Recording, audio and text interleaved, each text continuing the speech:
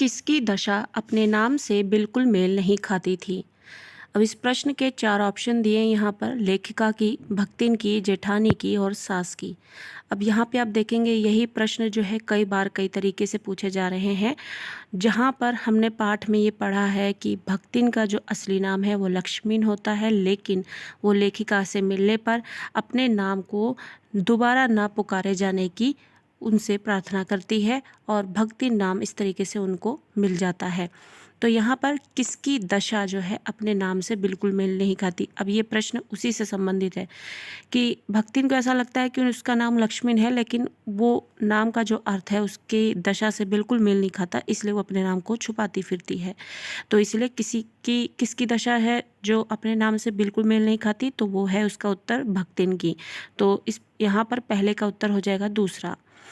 अनाम धन्या गोपालिका की कन्या संबोधन किसके लिए प्रयोग किया गया है। तो अनाम धन्या गोपालिका की कन्या शब्द का प्रयोग हम पाठ में जब पढ़ते हैं भक्तिन के विषय में, उसके पिता से संबंधित जब जानकारी हमें पाठ में मिलती है तो ही हमें पता लगता है कि जो भक्तिन है वो किनकी बेटी है। वहीं पर हमें ये संबोधन जो है भक्तिन के लिए मिलता है, अनाम धन्या गोपालिका की कन्या। तो इसका उत्तर हो जाएगा तीसरा। यहाँ पर इसका उत्तर है तीसरा। भक्तिन को इस संबोधन से प्रयोग किया जाता है। ये संबोधन जो है वो भक्तिन के लिए प्रयोग किया जाता है। कौन सा संबोधन? अनाम धन्या गोपालिका की कन्या। लेखिका के अनुसार किसको अपने नाम का विरोधाभास लेकर जीना पड़ता है। अब लेखिका जो है यहाँ पर भक्तिन के विषय में हमें पूरे पाठ में जानकारी देती हुई मिल रही हैं और वही उनकी मालकिन होती हैं और भक्तिन उनकी सेविका होती है। तो लेखिका के अनुसार किसको अपने नाम का विरोधाभास लेकर जीना पड़ता है। विरोधाभास यानी नाम कुछ है और जो उसका अर्थ है उससे आपका जीवन मेल नहीं खा रहा हो, विरोध दिख रहा हो उसमें, यानी वो दोनों एक दूसरे के विपरीत दिख रहे हो। तो कौन था जिसका नाम और उसका जीवन जो है बिल्कुल एक दूसरे से विपरीत था, अलग था? वो भक्तिन थी। तो यहाँ तीसरे का जो उत्तर है वो यहाँ पर भक्तिन को, दरिद्र व्यक्ति को, महादेवी को। अब आप देखेंगे कि यहाँ पर ऑप्शन दिया हुआ है भक्तिन को, दरिद्र व्यक्ति को, महादेवी को और ये सभी। तो ये जो है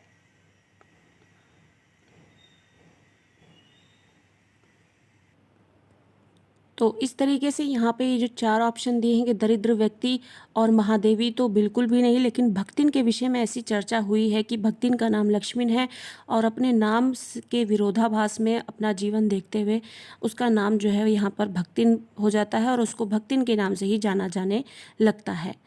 अगला प्रश्न है, शेष इतिवृत्त से लेखिका का क्या अभिप्राय है। तो शेष इतिवृत्त से यहाँ पर लेखिका का क्या अभिप्राय है, इसका क्या अर्थ वो ले रही है यहाँ पे? आधा वर्णन, संपूर्ण वर्णन, महत्वपूर्ण वर्णन, शेष वर्णन। शेष इतिवृत्त यानी संपूर्ण वर्णन, बाकी जो बचा है उसकी सारी जानकारी, तो संपूर्ण वर्णन यहाँ पर इसका अर्थ हो जाएगा। अगला प्रश्न है कि भक्तिन द्वारा अपना असली नाम किसी को नहीं बताने का क्या कारण था।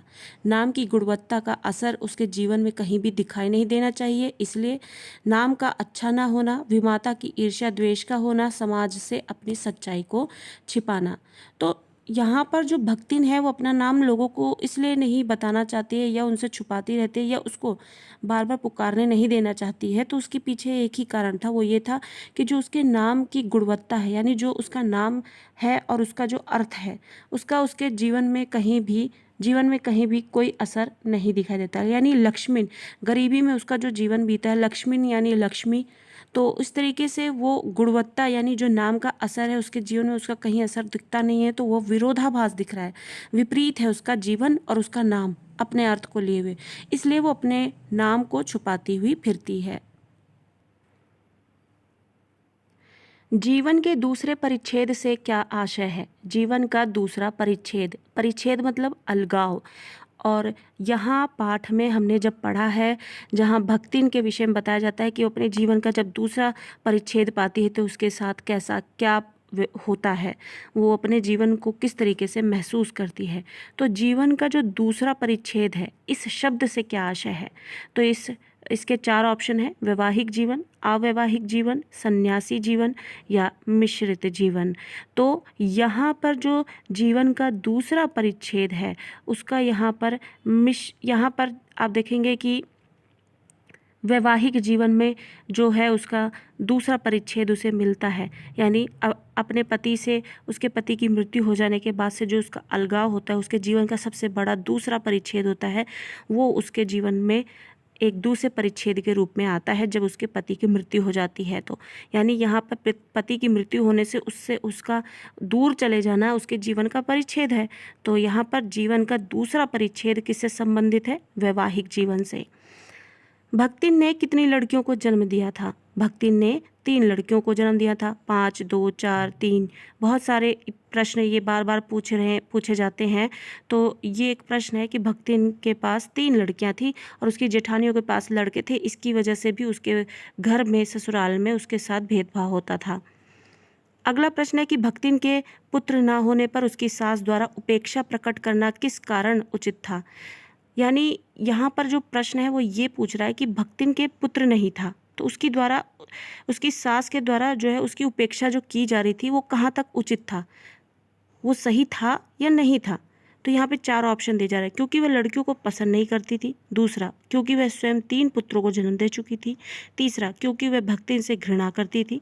चौथा, क्योंकि वह और अधिक पुत्रियां चाहती थी। चौथा ऑप्शन तो बिल्कुल भी नहीं होगा। अगर वो और चाहती तो वो उनसे नफरत नहीं करती।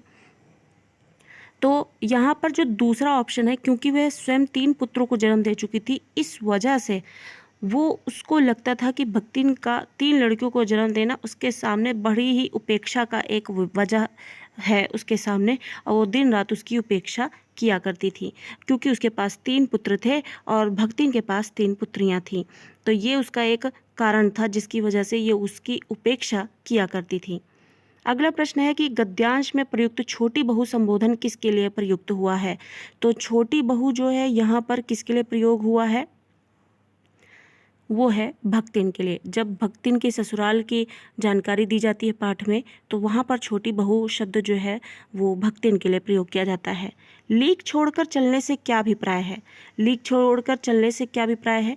यानी कोई रीति रिवाज है, कोई नियम है, आप घर का पर्सनल अपना कोई भी हो, समाज का ना लेकर आप अपने घर का ही ले सकते हैं, आप उससे हट कर थोड़ा चल रहे हैं तो उसको कहेंगे लीक छोड़कर चलना। अब इसके 4 ऑप्शन दिए हैं। पुरानी परंपरा पर चलना, तो ये तो बिल्कुल नहीं होगा क्योंकि लीक छोड़कर चलने की बात हो रही है। दूसरा है नए तरीके को छोड़कर पुराने पर चलना, ये तो बिल्कुल नहीं होगा। तीसरा है सभी के साथ मिलकर चलना, ये बिल्कुल नहीं होगा। चौथा है पुरातन तरीके से, यानी जो पुराने रिवाज हैं, वो तरीके हैं, उससे अलग हटकर नए तरीके से चलना ही जो है वो लीक छोड़कर चलने की से अभिप्राय देता है। लेखिका ने नरो व कुंजरो व वाक्यांश किस संदर्भ में कहा था? पहला ऑप्शन है महाभारत का प्रसंग बताने के लिए। दूसरा, भक्तिन के चरित्र के विषय में बताने के लिए। तीसरा, नर और कुंजर का अर्थ स्पष्ट करने के लिए। चौथा, मनुष्य और देवता में अंतर बताने के लिए। तो यहाँ पर जो ये नरो व कुंजरो वह जो वाक्य है, ये एक्चुअल में वास्तविकता में महाभारत का ही एक प्रसंग है, लेकिन महाभारत का प्रसंग बताने के लिए पाठ थोड़ी लिखा गया है। इस पाठ में तो बात होती है भक्तिन की और लेखिका की। तो महाभारत का प्रसंग होने के बावजूद भी वो इस वाक्य के जरिए ये बताना चाहती है कि भक्तिन का व्यवहार कैसा है, उसका चरित्र कैसा है। क्योंकि नरो व कुंजरो वा का मतलब होता है नर, यानी नर, कुंजरो मतलब हाथी। तो अब महाभारत का ये प्रसंग है एक, जिसके अनुसार इसमें किसी भी तरीके का संदेह नहीं होना चाहिए। उस संदेह को ना रखने की स्थिति के लिए इस वाक्य का प्रयोग किया जाता है। तो भक्तिन का ऐसा चरित्र है कि वो झूठ भी बोलती है और वो सत्य भी बोलती है, लेकिन वो ऐसी स्थिति भी नहीं रखती है कि व्यक्ति जो है संदेह में ही रह जाए। तो नरो व कुंजरो व जो है वो महाभारत का ही एक प्रसंग है, लेकिन इसके प्रसंग को बतलाने के लिए नहीं उन्होंने ये लिखा है, बल्कि इस प्रसंग के जरिए वो भक्तिन के एक चरित्र को उजागर करना चाहती हैं। एक पक्ष को, भक्तिन के चरित्र के एक पक्ष को उजागर करना चाहती हैं इस वाक्य के माध्यम से। तो जो का का प्रश्न है, लेखिका ने नरो व कुंजरो व वाक्यांश किस संदर्भ में कहा था? तो वो भक्तिन के चरित्र के विषय में बताने के लिए कहा था। भक्तिन द्वारा भंडार घर की मटकी में छिपाकर रखे रुपयों को चोरी न मारने के पीछे क्या तर्क दिया गया? भक्तिन ने कुछ रुपयों को भंडार घर में मटकी में छिपा कर रखा था। अब उसको एक चोरी ना माना जाए, इसके पीछे क्या तर्क दिया गया है? पहला ये कि ये रुपयों का एक स्थान पर संचयन करना है, दूसरा वह रुपयों के अपव्यय को रोकना है, तीसरा ये आपातकाल यानी इमरजेंसी के लिए बचाई गई राशि है, या फिर ये भक्तिन की स्वयं की कमाई है। तो यहाँ पर वो भंडार घर में एक मटकी में पैसों को छुपा कर रखना, इसको चोरी के अर्थ में ना लिया जाए, लेकिन इसके पीछे क्या तर्क दिया गया है वो क्या माना जाए, ये यहाँ पर पूछा गया है। तो ये जो है ये इसके पीछे ये तर्क दिया गया है, यानी ये एक स्ट्रॉन्ग थॉट दिया गया है कि पहला इसका उत्तर होगा, ये रुपयों का एक स्थान पर संचयन करना है, यानी पैसों को इकट्ठा करना है। एक प्रक्रिया है जहाँ पर जो ये पैसे रखे हैं उनको एक जगह पर बस एकत्रित कर दिया जा रहा है।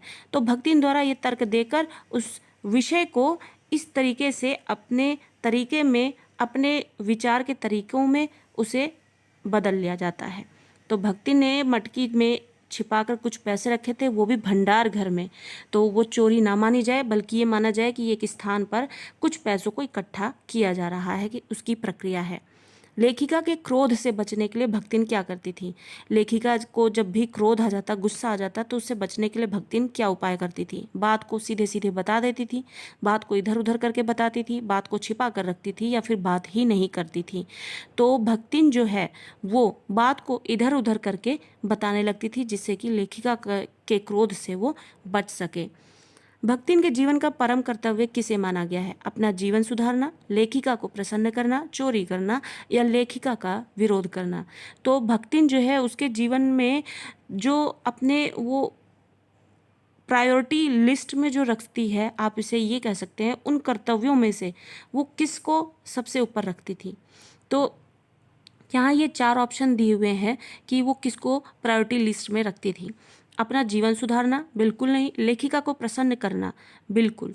ये उत्तर है कि वो लेखिका को प्रसन्न करना उसके जीवन का एकमात्र वो परम कर्तव्य समझती थी। भक्तिन के शास्त्रार्थ को स्वीकार करना किसके लिए संभव नहीं था? यानी भक्तिन से किसी भी विषय पर आप बात करें तो वो अपने आप को इस तरीके से प्रेजेंट करती थी कि वो जैसा विचार रखती है वो लोगों को अपने ही विचार में शामिल करने के लिए हर एक कोशिश कर लेती थी। तो शास्त्रार्थ जो है वो भक्तिन से करने में कौन नहीं जीत सकता था, ये स्वीकार करना किसके लिए संभव नहीं था? तर्क शिरोमणि के लिए, धर्मराज के लिए, लेखिका के लिए, या फिर भगवान के लिए? तो तर्क शिरोमणि के लिए ऐसा बताया गया है पाठ में कि तर्क शिरोमणि के लिए भी भक्ति से शास्त्रार्थ कर पाना संभव नहीं हो सकता। भक्ति इतनी तेज है कि वो शास्त्रार्थ करने में कि वो अपने विचारों को थोप ही देती है। गद्यांश के अनुसार लेखिका और भक्तिन के बीच कैसा संबंध है? अब लेखिका और भक्तिन के बीच में कैसा संबंध है, ये प्रश्न हम पहले भी कर चुके हैं, और इसको थोड़ा और इसके ऑप्शन में थोड़ा आप बदलाव देखते हुए आप इस प्रश्न को अब यहाँ पे पाएंगे। सेवक और स्वामी का, गुरु और शिष्या का, अंधेरे और उजाले का, उपरोक्त में से कोई भी नहीं। तो जब हमने पिछली बार ये प्रश्न पढ़े हैं तो उसमें आत्मीयता का संबंध हमने उत्तर पढ़ा था, लेकिन अब यहाँ पर आप देखेंगे ऑप्शन कुछ और है। तो यहाँ पर का जो है इसका पहला ऑप्शन जो है सेवक और स्वामी का। सेवक जो है भक्तिन थी, स्वामी लेखिका थी, तो दोनों में इस तरीके का संबंध था। भक्तिन को नौकर कहना लेखिका को कैसा लगता है? भक्तिन को नौकर कहना जो है वो लेखिका किस तरीके से क्या महसूस करती है जब उसको नौकर कहने की बात की जाती है? तो पहला ऑप्शन है संगत लगता है, उचित लगता है, या असंगत लगता है, तो बेकार लगता है या उचित लगता है। एक ही बात है, संगत लगना मतलब अच्छा लगना, बेहतरीन लगना, या फिर उस ठीक है सिचुएशनली आप कह सकते हैं परिस्थिति के अनुसार ठीक लगती है वो बात, उचित लगना, या फिर इनमें से कोई भी नहीं। तो खा ऑप्शन का जो है उत्तर दूसरा होगा, असंगत लगना। भक्तिन को नौकर कहना लेखिका को पसंद नहीं आ पा रहा था। गद्यांश में प्रकाश और अंधकार का उदाहरण किस लिए दिया गया है? दिन और रात में अंतर बताने के लिए, प्रकाश और अंधकार का उदाहरण किस लिए दिया गया है पाठ में, वो हमें बताना है। तो दिन और रात में अंतर बताने के लिए, अच्छाई और बुराई का अंतर बताने के लिए, भक्तिन और महादेवी के संबंधों की तुलना के लिए, या फिर उपरोक्त सभी। तो यहाँ पर हमें भक्तिन और महादेवी के संबंधों की तुलना, ये दोनों एक दूसरे से किस तरीके से भिन्न हैं, अलग हैं, उसकी तुलना करने के लिए हमें प्रकाश और अंधकार का उदाहरण दिया गया है। और आप सभी को पता है प्रकाश और अंधकार जो है कैसे एक दूसरे के विपरीत हैं। अंधकार जो कि घोर अंधकार में जो है व्यक्ति को जब होता है तो किस तरीके से उसे कुछ भी दिखाई समझ में नहीं आता। प्रकाश में होने पर व्यक्ति को हर एक चीज़ समझ में आती है। तो ये दोनों एक दूसरे के विपरीत हैं। और भक्तिन और महादेवी के संबंधों को बतलाने के लिए प्रकाश और अंधकार का इस तरीके से उदाहरण देकर समझाया जाता है। लेखिका के जीवन को कौन घेरे हुए है? भक्तिन का स्वतंत्र व्यक्तित्व, या स्वयं का एकाकीपन, या दुखों का घेरा, या उपरोक्त में से कोई भी नहीं। तो लेखिका के जीवन को भक्तिन का जो स्वतंत्र व्यक्तित्व है उसने घेर रखा है। लेखिका के व्यक्तित्व के कई अनछुए आयाम किसके कारण से प्रकट होते गए? जो लेखिका के व्यक्तित्व यानी लेखिका की जो पर्सनालिटी में कुछ ऐसी बातें जो वो आज तक खुद भी नहीं जानती या सामने निकलकर उभर कर इतने नहीं आए थे, वो किस कारण से अब सामने आने लगे थे धीरे धीरे? उच्च साहित्यकार के कारण, विशिष्ट रचना साहित्य के कारण, अध्ययनशील प्रवृत्ति के कारण, या फिर भक्तिन के कारण? तो वो था भक्तिन के कारण। भक्तिन के आसपास होने की वजह से या भक्तिन का लेखिका के जीवन में शामिल होने के बाद से लेखिका को ऐसा लगता है कि उसकी पर्सनालिटी के कुछ ऐसे पक्ष जो है अब उसके जीवन में निकल कर सामने आ रहे हैं जो उसने अभी तक खुद भी महसूस नहीं किया था। भक्तिन विशेष रूप से किन से परिचित है? केवल लेखिका के सगे संबंधियों से, लेखिका के परिचितों व साहित्यिक बंधुओं से, लेखिका के पालतू जीवों से, उपरोक्त में से कोई भी नहीं। तो भक्तिन जो है वो विशेष रूप से परिचित थी लेखिका के परिचितों व साहित्यिक बंधुओं से। साहित्यिक बंधुओं मतलब जो साहित्य से जुड़े जो लोग थे, जो लेखिका से जुड़े हुए थे, दोस्त थे, वो उनसे परिचित थी। भक्तिन की साहित्यकारों के प्रति सम्मान और सद्भाव की भावना किस पर आधारित थी? यानी जो भक्तिन साहित्यकारों की और के प्रति अपना जो सम्मान और सद्भाव दिखाती थी वो किस पर बेस्ड था? यानी वो सम्मान क्यों करती थी? क्या ऐसा उसके पीछे उसकी सोच थी जिसकी वजह से वो उनका इतना सम्मान करती थी? स्वयं की इच्छा शक्ति पर, लेखिका की सोच पर, उनके साहित्य पर, या उनकी रचना की संख्या पर? तो लेखिका की सोच पर जो है वो भक्तिन जो है उनके साहित्यकारों के प्रति सम्मान और सद्भाव की भावना को दिखाती थी। लेखिका को क्या विस्मित करता था? विस्मित यानी हैरान कर देता था। तो लेखिका को क्या हैरान करता था? भक्तिन की पाक कला, भक्तिन का व्यक्तित्व, भक्तिन की सहज बुद्धि, या भक्तिन की वेशभूषा। तो भक्तिन की जो सहज बुद्धि है, किस तरीके से वो परिस्थिति के अनुसार अपनी बुद्धि का इस्तेमाल करके बातों को उलटती पलटती है, और उस तरीके से इसकी सहज बुद्धि को देखकर लेखिका को बहुत हैरानी हुआ करती थी। भक्तिन साहित्यकारों को कैसे स्मरण करती है? भक्तिन जो है वो साहित्यकारों को किस तरीके से याद करती है? उनके आकार प्रकारों से, उनकी वेशभूषा से, उनके नाम के अपभ्रंश से, या उपरोक्त सभी? उनके नाम के अपभ्रंश से यानी जो उनका नाम है उसको अपनी तरीके से उस नाम को बनाकर जिस तरीके से वो उनको याद कर सके, उस नाम को उस तरीके से याद करना, उसके अपभ्रंश रूप में, यानी उस नाम को दूसरा रूप दे देना। तो भक्तिन जो है साहित्यकारों को कैसे याद करती थी? वो याद करती थी इन सारे तरीकों के माध्यम से। किसी को उसके आकार व प्रकार के से याद करती थी, किसी को उनकी वेशभूषा से, किसी को उनके नाम के दूसरे रूप को प्रयोग करके। अब यहाँ पर कुछ पंक्ति दी गई है जो भक्तिन द्वारा बोली जाती है। अब इसको खड़ी बोली हिंदी में कैसे प्रस्तुत करेंगे इसके लिए पूछा गया है। तब ऊ कुछ करी हैं धरी हैं ना, बस गली गली गाउत बजाउत फिरी हैं। अब ये खड़ी बोली में हमें इसका उत्तर देना है कि इसका क्या मतलब होगा। तो भक्तिन द्वारा जो ये पंक्ति बोली जाती थी, तब ऊ, तब यानी तब, ऊ मतलब वो, कुछ है यानी कुछ भी, करी है करेंगे, धरी हैं धरेंगे, ना नहीं, बस गली गली गाउत बजाउत फिरी हैं, बस गली गली गाते बजाते फिरेंगे। तब वे कुछ करते धरते नहीं, बस गली गली गाते बजाते फिरते हैं। तब वे कुछ नहीं करते, बस गलियों में गाते बजाते फिरते हैं। तब वे कुछ करते भी हैं या गलियों में ही गाते फिरते हैं। तब वे कुछ करते धरते भी हैं या गलियों में गाते बजाते ही हैं। तो इसका पहला ही जो है इसका उत्तर होगा कि तब वे कुछ करते धरते नहीं, बस गली गली गाते बजाते फिरते हैं। तो यहाँ पे वो अपना एक स्टेटमेंट दे रही हैं कि तब वो कुछ नहीं करते, बस ऐसी गलियों में गाते बजाते फिरते। तो ये इसका यहाँ पर खड़ी बोली रूपांतरण होता है।